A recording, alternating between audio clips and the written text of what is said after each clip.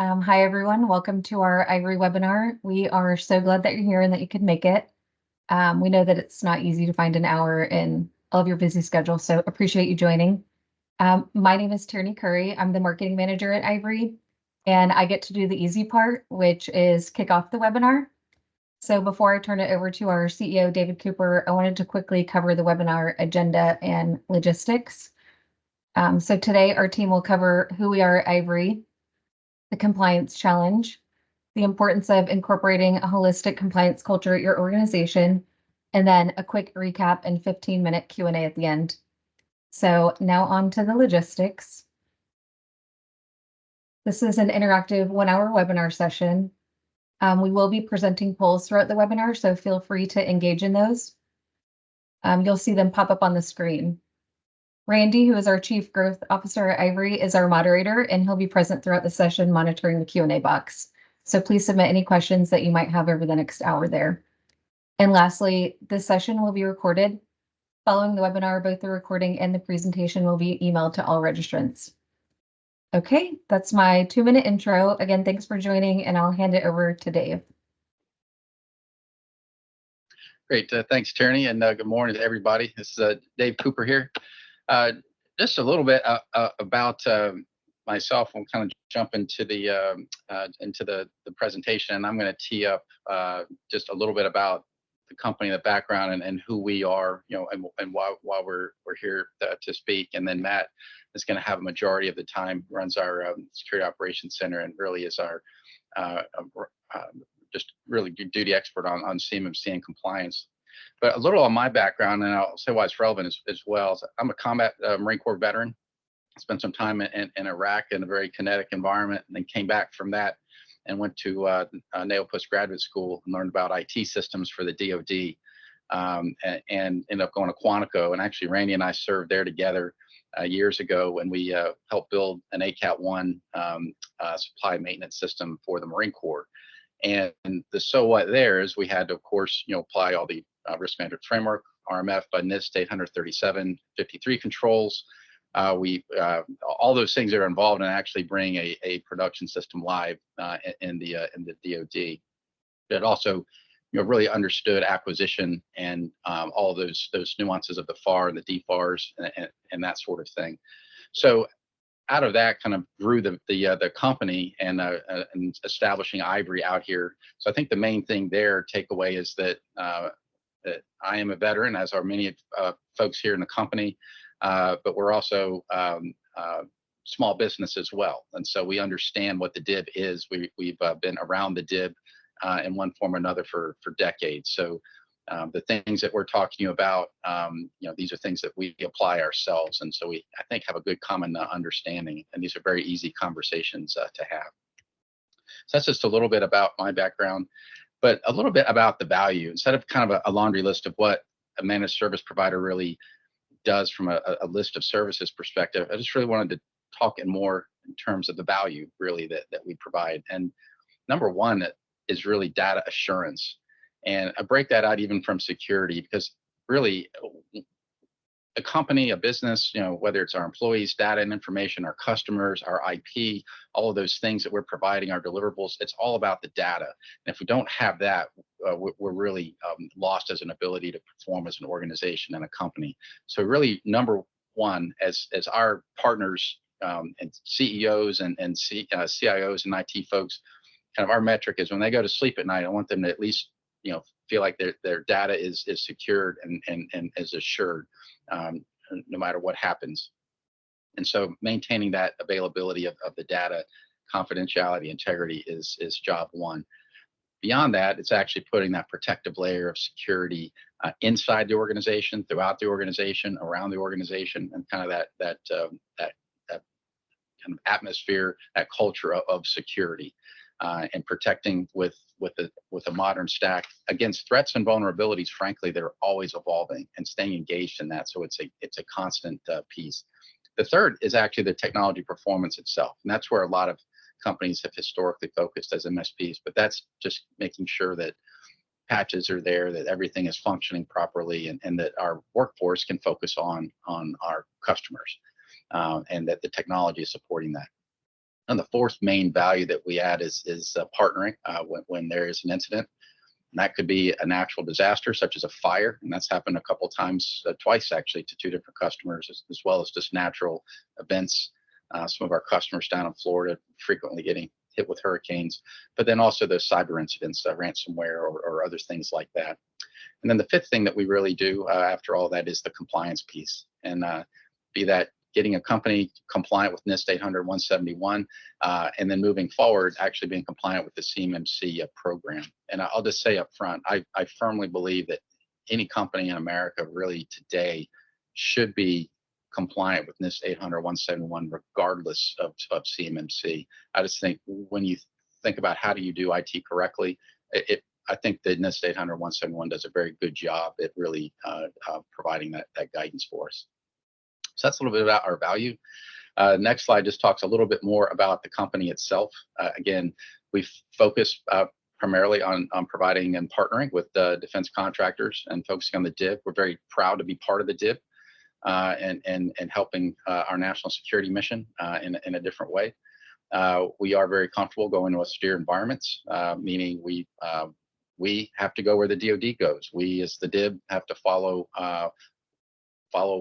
where they're moving, such as out in Indo-PACOM, resetting in the Philippines. So we are capable of going on ship, hardship areas, and even in combat zones. That's a picture in the bottom left as we were down in Afghanistan with Ken and Charles.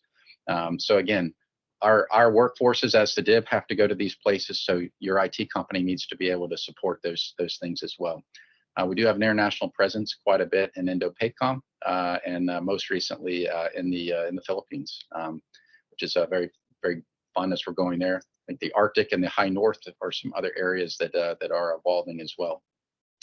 We also have an ability to take care of classified spaces and actually set up classified enclaves. We're actually partnering with a university right now to do that. And we've got that ability once we set that up and partner with other companies to maintain that IT ecosystem. I think the cultural fit I mentioned, but I can't overstate that. Most of us on the call here in Iviry are veterans or have served as civilian counterparts and been around that environment for quite a while. And again, I think that culture is important. And then finally, with Matt there being an affiliation with the CMMC even before the AB was formed, being part of that, and even having a provisional assessor on staff, one of those few, but maintaining that relationship. So that's a little bit about the company itself. And now I want to talk a little bit about the approach on how we go about our delivery. And again, at any time, you can put a question in the chat, and Randy will kind of moderate with that. But a little bit about our foundation.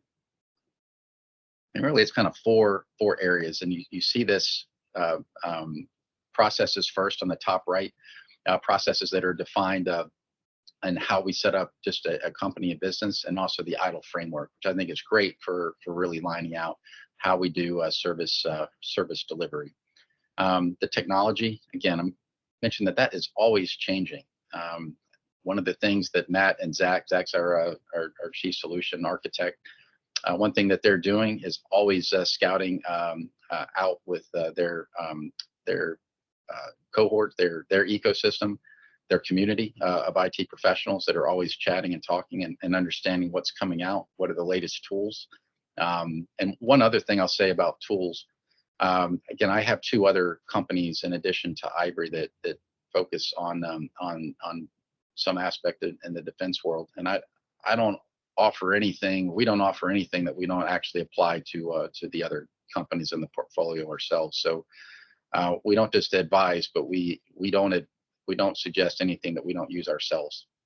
Kind of feel that passionately about it. The other thing lately that I really love is what Microsoft has done with Sentinel and on the SIEM side and even Defender. I mean, some of these tools weren't available to small business at an economic price even 10 years ago. And so to have companies that can at scale help us protect ourselves, I think is very good. Offers some really good solutions. But again, we spend a lot of time understanding, what is the community doing? What are some of the tools, processes, and techniques? And again, including going to DEF CON every year that the guys do. The other thing are the standards. I think that standards-based approach, and we're very familiar with the 171, but also the latest versions of CMMC as it's been being updated and published. And then things like the risk management framework and the 37, and certainly the controls that ultimately roll up to the 53.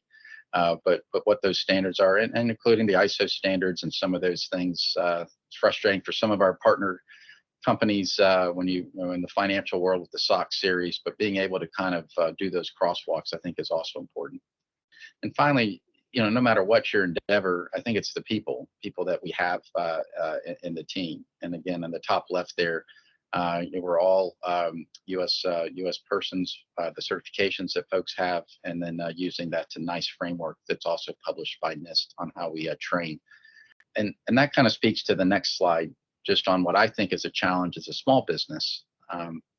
When you've got all of these different areas of expertise that's really required, even when you're in the cloud today with some of our modern solutions, starting at the top right, going clockwise, really the skill sets of a network administrator, the sysadmin, a DBA, actually that can manage and understand where the data is, and not just data on, say, your Microsoft platform and Enclave, but applications, line of business applications, things like QuickBooks, all those things that folks might not really think about initially, about where is their business data, where's that line that you put around it, beyond CMMC, where's that line as a business owner that you need to understand that is out there, where are those backups, where are those servers, the cybersecurity aspect of things, and really someone that's focused on the cybersecurity aspect of the Enclave.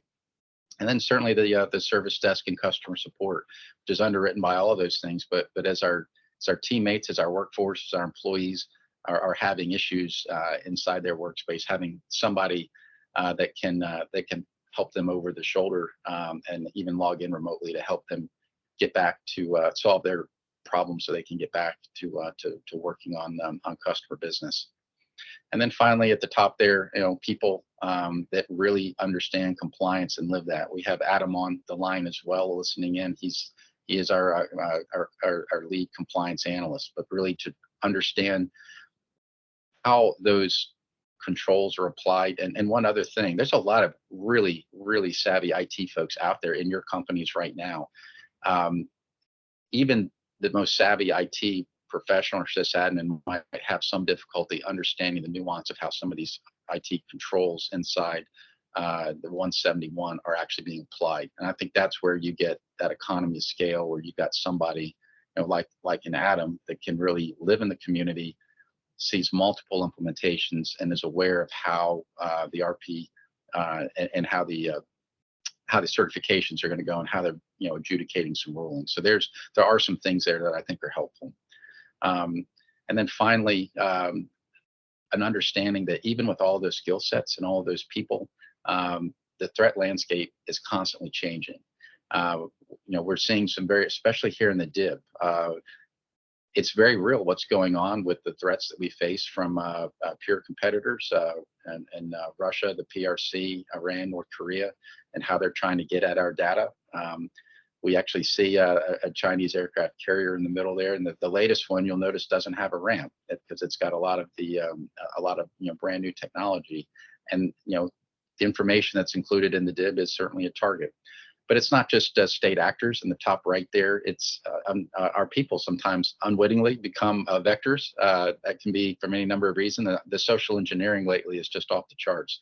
So I think we got to just recognize that our workforce are sometimes used against us, and be aware of that. Certainly at the bottom, things less nefarious, such as spilling the cup of coffee in the server room or something, or even at the bottom there with Anderson Cooper kind of talking to us about a hurricane hitting their central Florida. So we've got to understand, again, the threat landscape is constantly evolving, the vulnerabilities that we have. And again, a team like Iviry can really help with that. And Matt is going to talk to us here in the next few slides about some of those things on how we can address those threats and vulnerabilities. So I'll pause to see if there's any quick questions from Randy, and then we'll turn it over to Matt. Yeah, Dave, one quick one that keeps coming up as we present this material is if I'm not doing business with the Defense Department, why do I need to worry about this? I think it's a great question. We can bring some context to that. Yeah, that we do get that quite a bit. I would say, whether when you look at the threats from the FBI and the annual report that they put up, or even guidance from the Small Business Administration, I firmly believe that the NIST 800-171 really defines how to do IT correctly. And I think the way that folks are using bad guys and are using data against us, and your ability to really have continuity of your businesses, it are those principles in 171 that you really need to do, regardless of whether or not you do business with the DoD. I think it's unfortunately a reality of doing business in the 21st century. And so I think that those, what we call the hard cyber, those hard controls in there really apply equally to a defense contractor as it would a company on Main Street that has, PII, personally identifiable information, and customer data and those sorts of things. So I firmly believe that. Yeah, I agree with all that, Dave. The other common theme that we're getting here more and more is that insurance companies and underwriters for cybersecurity insurance are starting to use the 800 as sort of the standard. And it's either you can't get insured or the cost goes up dramatically if you don't meet their standards, and they're looking to the 800 standard as sort of a benchmark for insuring companies around cyber. So I think that's another component, whether you're doing business with the Defense Department or not, drives you to a higher state of security. That's a great point, because we are actually seeing pen testing by some insurance companies based on what people are putting on their declarations to see if some of those declarations are accurate or not. So that's absolutely true. And Randy, thanks for that. And with that, I will turn over to another Marine Corps veteran, Matt Crispin. All right, thanks, Dave. Yeah, so a little bit about me. Like Dave said, I also a Marine Corps veteran. I spent 15 years in the Marine Corps, primarily working in the intelligence community. So it's a little bit of an easier transition for me to go from intelligence, where you're analyzing threats, to cybersecurity, where you're analyzing threats. So typically in the intelligence community, you're looking at three different things. You're looking at the weather, the enemy, and the terrain. And all three of those things, I think Dave just kind of spoke about here with the threats in the previous slide, with the weather and hurricanes and wildfires and flooding, and of course an adversary that's trying to attack you, and of course the cybersecurity landscape itself is your terrain. But I do have a certification in CompTIA CYSA Plus, and also a registered practitioner through the CMMC AB, or now the Cyber AB. We've spent the last few years doing some gap analysis for companies, starting back in early 2020. We actually did our first gap analysis for a company just a few days before the original CMMC version 1 was released. So we've been doing it ever since, trying to help small businesses get compliant by the orders, and kind of going from there. So we'll take the next slide, and we're going to start you off real quick with some poll questions. We want to get a little bit of interaction going. So the first one we have for you is, do you view cybersecurity attacks as a real threat to your organization? And we'll give it a couple of minutes here. We'll see what you got. And please be honest. You don't have to worry about us crucifying anybody. Just kind of see what you got going there. We'll give it a few seconds.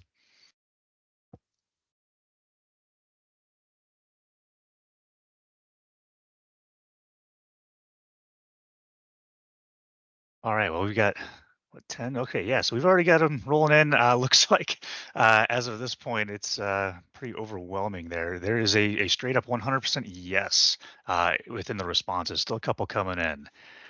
So that's definitely good. Good that everybody is aware, have that situational awareness of the threat that's there. But okay, we can go ahead and end that one.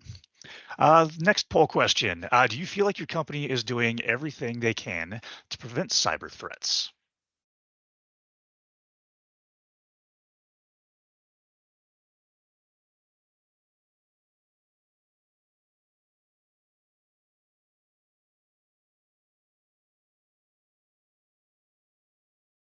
Okay. Bit of a mixed bag on this one. I like this. So got responses coming in. We are kind of split. So we've got 20% yes, 40% no, and 40% I'm not sure.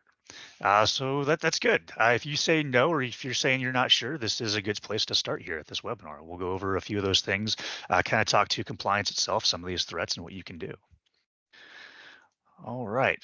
Third one, do you feel like your senior leadership is engaged or hands off with cybersecurity?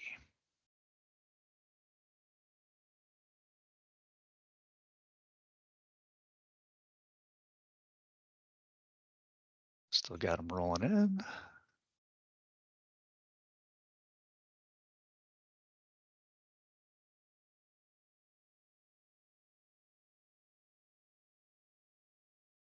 Okay, a little bit mixed here as well. I like it. So looking at the results here, we're at about 45% saying very engaged, 45% saying somewhere in between, and 9% saying hands off. So I mean, better than I would typically expect. And we're actually going to go into a lot of why the engagement is very important here. So the first thing we want to talk about is the compliance challenge itself. So we're going to refer to these as the DFARS clauses, and I'll say it the first time, the entire thing. DFARS 252.204-7012 is the first one. From here on out, I'll just refer to those as DFARS 7012, DFARS 7019, et cetera, et cetera. So the one that probably everybody has seen so far is DFARS 7012. If you're getting into the contracts and into the DIB, 7012 was established in 2016. Well, it was implemented in 2016. It was first introduced years before. In that DFARS clause, it actually stipulates that NIST 800-171 is the adequate security that needs to be provided for your cybersecurity environment, essentially. It does require an SSP, POA&M, and that's a system security plan and a plan of actions and milestones, and reporting of certain cyber events to the DoD. That's what all of their clauses state in there. And a lot of this is just the self-attestation. It was, yes, I have an SSP. Yes, I have a POA&M to address that. And yes, we will report events. But after some time, it was noticed that that wasn't necessarily taking place. The self-governing and the self-policing of these organizations wasn't really happening. And there was a lot of attestation of things that weren't really there. So henceforth, we have DFARS clauses 7019, 7020, and 7021. All of these were introduced at the same time in November of 2020. The first one, 7019, is the requirement to actually report a score of your environment by a self-assessment or a third-party organization that assessed you to the Supplier Performance Risk System. Recent is going to be defined as every 3 years. There are 6 things that need to be submitted. Essentially what your score is based off of the DoD assessment methodology that was released. You have to release a little bit of what your SSP talks to. I would advise not just giving your SSP out because that's a very sensitive document. You also have to mention who conducted it, when it was conducted, when you expect to be fully compliant, and a couple other things. But it's really starting to put the onus on the companies to say, okay, well, now you're reporting this. This is when you reported it, and this is what you said your score is. So now retroactively looking back, that's where you should have been.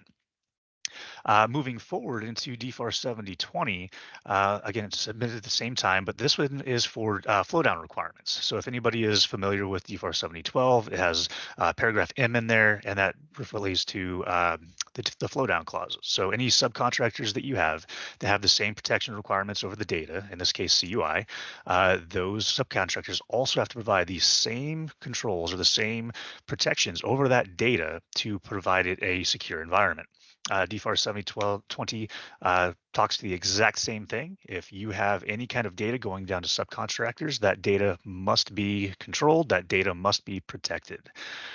And then moving into 7021, this is the first one that really establishes CMMC. So CMMC is essentially the checking mechanism behind all the other ones. So it goes through and makes sure that you have all of these cybersecurity controls that are in place, and it does it through a third party.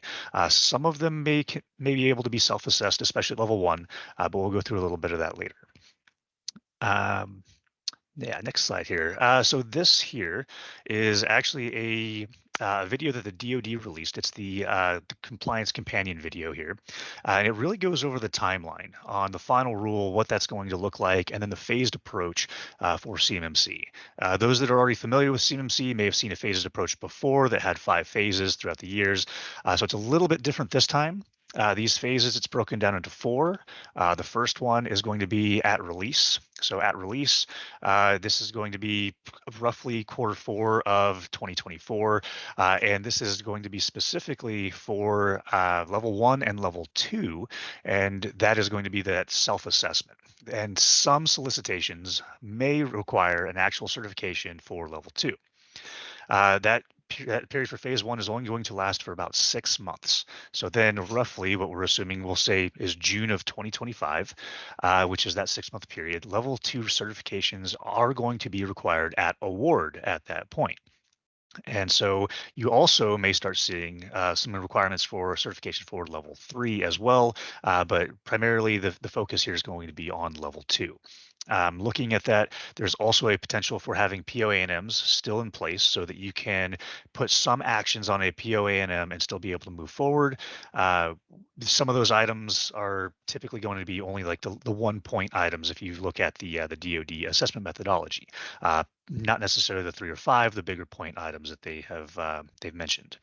And usually that POA&M is going to be time bound. We're thinking right around 180 days. You need to be compliant, fully address all those POA&M items, and then you should be good at that point. This period is going to last for 12 months. And so we're going to fast forward to phase 3, which is going to be June of 2026, given this timeline. And so from here, all requirements are essentially going to be out there for levels 1, 2, and 3. Level 3 could specify compliance at a certain option date, but other than that, everything is going to be required at award. No POA&Ms are going to be allowed, so everything must be complete by the time of award. And then phase 4 is going to be another 12 months after that, so we're looking at June of 2027, and this is going to be full implementation. All solicitations are going to be at award, and this is going to be a full 30 months from the initial date of implementation. Highly recommend you go check out this video. You can just Google the DoD companion video. It's a little dry at first, and if you're familiar with most of CMMC already, I'd say jump ahead to about 25-30 minutes, and you'll be able to get kind of the gist of what these phases look like and some of the things they talk to there. Hey, Matt, we did have a question come in that asked about how does an organization get a SPURS score? Thought maybe just cover that real quick. Okay, yeah, so your SPURS score is something that you can do as a self-assessment. The DoD assessment methodology is out there. You can Google it real quick. It'll tell you every single point value for every single control that's out there for NIST 800-171.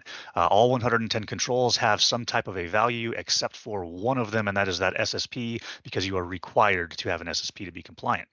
All of those controls add up to 110. The scale can actually go all the way down to -203, so it's a little bit of a weird scale, but you can do it yourself by going through if you have the knowledge to do so. A lot of organizations may not. So other organizations like Iviry exist to kind of come in, help you out. That's actually something that we do as part of our phased approach that we'll actually talk about here in just a minute. But we go through and we will help organizations out by providing a SPURS score, an SSP, and a draft POA&M that isn't necessarily resource loaded. Okay, any other questions, Rainey? Oh, we're good for now. Thank you. Okay, thanks. Okay, jumping into the compliance process. We talk about it's a marathon, not a sprint. There's definitely challenges, and just kind of building off of the last slide, one of the challenges that you think about, and Dave mentioned it a little bit earlier, is that you have all these skilled professionals out there, but they don't teach compliance really in college. You don't get a degree in compliance. You get a degree in cybersecurity or IT service management or things like that. That's basic operations, but not on compliance and what it means and how that goes about. So for example, CompTIA, you have Net Plus, A Plus, Sec Plus, all these other things like that. Or, there's a variety of other certifications out there, but how many of those are actually in compliance? I'd argue 0, if any. So something to think about here is as you're going through is the planning part here. There are a lot of issues that are involved, and it's involved in more than just an IT perspective. It has everything to do with your business operations. How are you handling that data? Where is that data coming into? Where is it going out of? Where is it basically transmitted and stored and processed? That's really what you're looking at there. And I'd also argue that most of the compliance piece here isn't actually technical. I'd argue that we call it a 70-30 split, is documentation. You need to have policies, you have to have procedure documents, you have to have your SSP, your POA&M, all these things that you need to have to be able to show that you're doing these things, to say that you have a culture of compliance within your organization. Not having an SSP is an automatic failure for any kind of compliance. It's just something you absolutely have to have. And then looking into CMMC, you're actually going to have objective evidence. So 2 forms of objective evidence for every single control. And what that means is typically a policy document, and you have somebody that's actually doing that action, that procedure, that process that can actually attest to it and show an auditor that that's their process and how they go through it. So lots and lots of documentation. Lots of factors are involved here.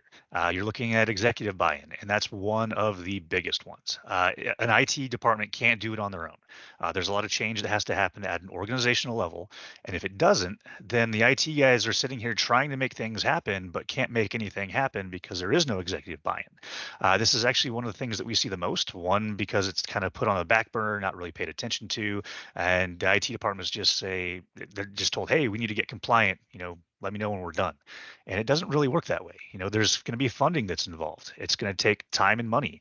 If you're in the Microsoft environment, which many organizations are, then what license level are you at? If you're only using a business standard and you need to get all the way up to using, let's say, a Microsoft E3 plus an E5 SEC license, that's a significant cost increase per user per month. So funding just on licensing alone is a big deal, let alone if you need to get something like a hardware solution, like a new firewall, because of FIPS compliance. There's things like that you really need to consider. The documentation does take a lot of time. It's one of the biggest pushbacks that I think I've ever dealt with in this is the documentation. I can sit down and I can help you out with policies, but I can't write your policies for you. Your policies are something that you are going to implement, and it's going to be unique to your organization. And as much as I can give you a template and kind of give you ideas on how to do it, I can't do all of it for you. I can't give you your processes and who's going to do what and how they're going to go about it. And then a timeline to consider here. We'll actually go over that on another slide, but a timeline is something you got to remember. It's not going to happen overnight. It's going to be something that is going to take time. It is going to take a significant, and even when you think it's going to take a certain amount of time, add on more time, because it almost always gets pushed to the right. That's just the nature of how this goes, because of the funding, because of the buy-in, because there's business operations going on, and you can't just halt everything just to do compliance. I have seen it happen once where an organization was pretty far along already, and they did everything they could to get compliant, and we looked at their environment, we said, yeah, I think you have 110 at this point, and they did it in 4 months. So it just kind of depends on how dedicated and how much you prioritize that effort. But yeah, we can go on to the next slide now. And so I've talked about Iviry's approach, and this is kind of our timeline, our phased approach, how we do it. In most organizations that we talk to, they have a very similar approach. They might break it down a little bit differently, but in general, we have it as a 3-phased approach. Phase 1 being that gap analysis. We go through, we use a GRC tool, a governance risk and compliance tool, to go through and complete that gap analysis with the company. We take 2 days and we go through ad nauseum every single control, every single assessment objective, and we ask the questions and we start digging in a little bit to figure out, are you compliant or are you not compliant by that control? We develop an actual SPURS score by the end of this 2-day assessment. We will then develop a POA&M, a draft POA&M, and we come up with a draft SSP. All these documents are in draft form because, again, we can't do it all for you, but we can get you 90% of the way there for a lot of those. That first piece, we say takes about 30 to 45 days. We can actually do that in probably about 2 to 3 weeks if it's needed to be faster.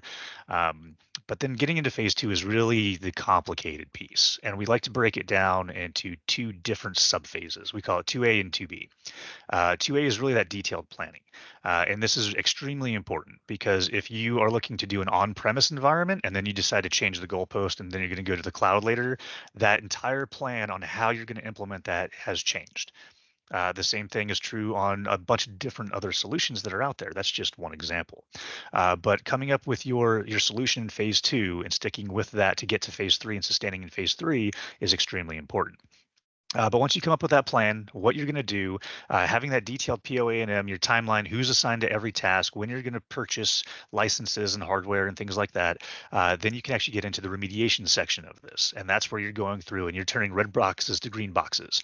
Essentially, you're saying, yes, we have FIPS compliant. Yes, our users are trained every year. Yes, we have policy and plan documentations. Yes, we're going to purchase new access points. Things like this that you're going through and you're turning those red boxes to green boxes.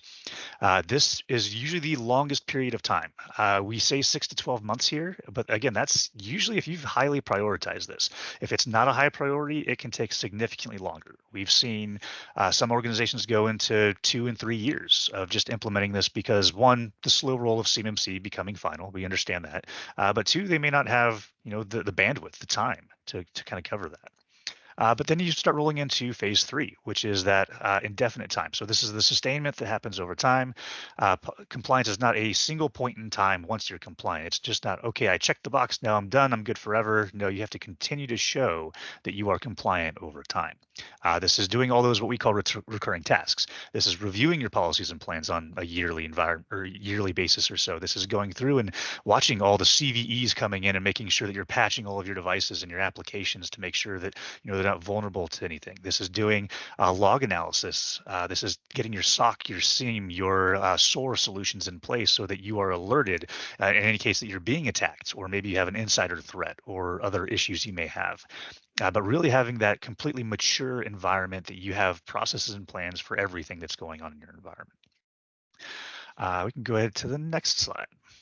So another quick poll question for you. Do you view cybersecurity as primarily an IT department's responsibility or organic business issue that impacts every aspect of a company?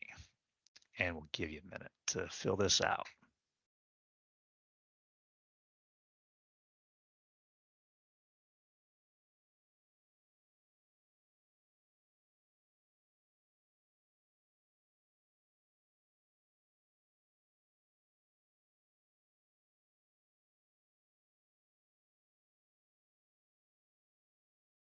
All right.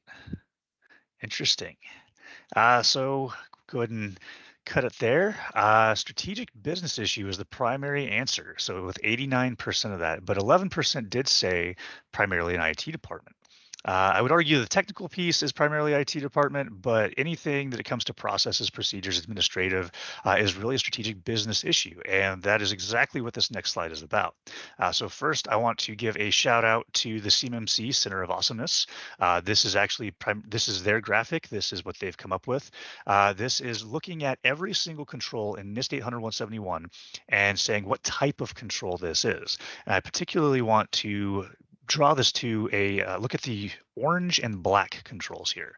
Orange and black are essentially all of your administrative controls, your policies, your procedures, what that process owner does. And it's not always going to be an IT person that's that process owner. If you look, all of the AT, PS, and PE, that's the training, the personnel security, and the physical security, are all administrative, completely administrative controls. And what those are, I mean, as an IT guy, I can't, say, okay, well, our building needs to have X, Y, and Z security controls. As an IT guy, I can't say, okay, well, we're doing a background check on this person that we just hired. None of that is an IT guy's perspective.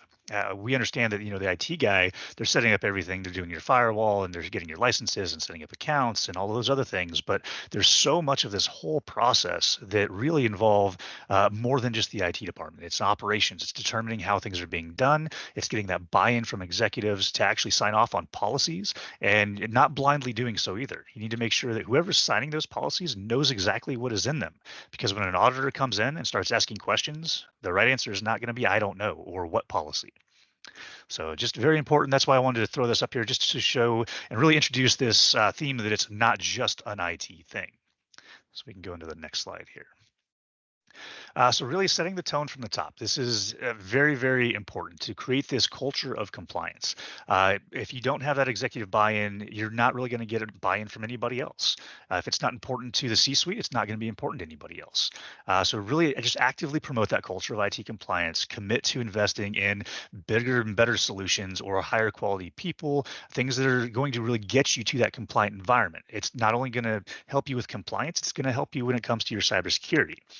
We talk to refreshing equipment that's reaching the near end of life. We talk to active participation in policy development, and those are really talking to a couple of the things that we refer to as hard cyber and soft cyber. So there's hard cyber requirements that is an actual technical configuration. You're getting in, you're changing a group policy, or you're putting in encryption, or you have a firewall in place, and then you have the soft cyber that we refer to, and that's your policies, that's your plans, that's your procedures, that's training your users. Those are going to be those things that are kind of tertiary, but also helping you out when it comes to your cybersecurity.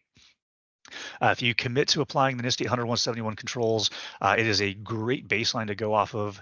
It is something that will never steer you wrong. It might be a little exhausting to go through a lot of times, but it will certainly protect you, especially when you start looking at still the state of the cyber threat environment these days. I think it was over 53% from the Sophos State of Ransomware report showed that organizations were hit by cyber attacks. There's still a lot going on out there. And then make sure to prioritize staff participation in key cybersecurity compliance efforts. Not having that COO or that CTO in there to be able to help make those decisions is really going to affect your ability to even move forward. If there's no decision, you can't really move forward. So engage employees from the start, making sure that your employees, all the way down to the lowest levels, that are accessing data systems, accessing CUI, accessing whatever that protected environment is going to be, that they understand what's going to be expected of them. A lot of times what we see is inertia. Inertia takes place where everybody's used to doing something a certain way, and you get well, we've always done it X way. We don't need to do it this other way. And it's kind of like a ship. The bigger the ship, the harder it is to steer that ship and turn and course correct. Whereas if you have a smaller company, it's going to be significantly easier to course correct for a few individuals rather than hundreds or thousands of individuals.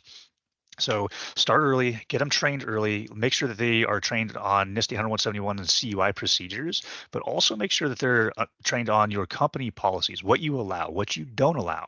Make sure that they thoroughly engage with that acceptable use policy that they should be signing and recognizing that they do. Let's see.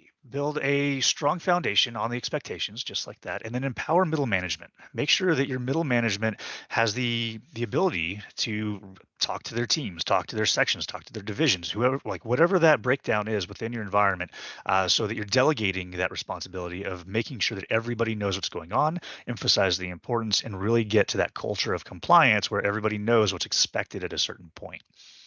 You integrate it into daily operations, change requests. Anytime that somebody needs a new access, a new account is made, offboardings in particular. If you're offboarding a device or a user, and a lot of times it's like, oh, okay, well, as long as we got the laptop back. Well, did you shut down their accounts? Did you make it so that nobody could log into it? Did you look at anything else that they may have access to, like vendors, for example? There's a lot of things that you leave the door open and you don't realize you're leaving the door open in certain situations like that, and attackers can walk right in. Go ahead and hit the next slide. I know we're running up on kind of the limit of my time here, so we'll finish out on this slide real quick. But to really bring it home with just not an IT thing, regularly educate all employees across the enterprise. There's a lot of compliance risks that are out there. Everybody talks about phishing. Phishing is still one of the highest percentage vectors out there, and that's exactly what attackers are going to be doing, because they know that there's a lot of people that will still click on links. You can even do simulated phishing campaigns. There's plenty of those you can either do yourself, or there's vendors that can provide that for you. Those vendors that you can set those up, and you can see who clicks on what. One of the ones that we just had within the last month or two for one of our organizations is we just set up a phishing campaign, and one of the random phishing links that went out was basically a spoofed link for this guy that said that he had extra Taylor Swift tickets and couldn't attend, and so now he had to get rid of them in a short period of time, and people clicked on the link. And so it's amazing what you still see today. It could be something saying, hey, your taxes have changed or your paycheck has changed, and people will click on those links because it's something that provokes an emotion and they want to see what it is. It's going to affect them instantly. So keep the end users in mind. Explaining why that vigilance is essential, make sure that everybody is trained, make sure that they are also trained on your policies, make sure they understand your policies.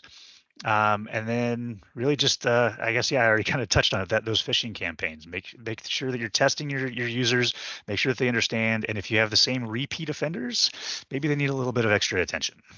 So I'll go ahead and end it on that slide there and go ahead into a question and answer session here. Yeah, I we guess have you're ready. a couple, Matt, a couple of good questions here. I'll start with this. So would Ivory take a different approach to NIST compliance for a company who needs only insurance, as dealing with insurance issues and it isn't a member of the defense industrial base? So primarily, I'll say no. We would not take a different approach. We would want to get you to a point that is not compliant necessarily, because there's going to be certain nuances of compliance, like we'll say FIPS encryption, that you don't necessarily have to do when it comes to cybersecurity insurance, but you're still going to want to have all those basic understandings of multi-factor authentication. That's one of the big ones that the insurance companies are asking about these days. Do you have any kind of endpoint detection and response? Are you using Microsoft or McAfee or Norton or Defender or any of those vendors that are out there? And they'll ask about accounts. Does anybody have a non-named account? Are you logging things? Do you have a SIM that's in place? For those not familiar with a SIM, it's a security information and event monitoring system. Those are all the questions that you're going to get, and these are all things that are in NIST 800-171. They're all great practices to have, but there might be maybe a couple nuances in compliance that maybe you don't necessarily need to do when it comes to cybersecurity insurance.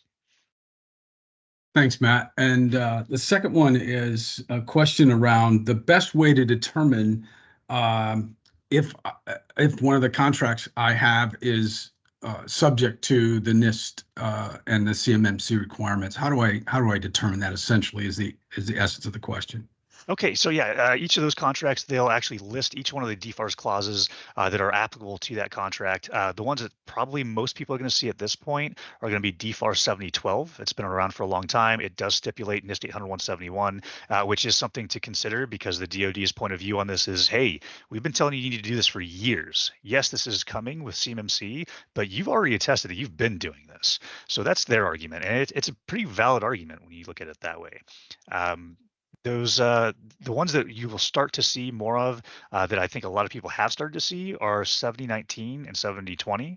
I know that we've had a couple that we've talked to that do have 7019, and that's that requirement to report your SPURS score within the PIEE system, and then 7020 just flowing those requirements down to your subcontractors as well.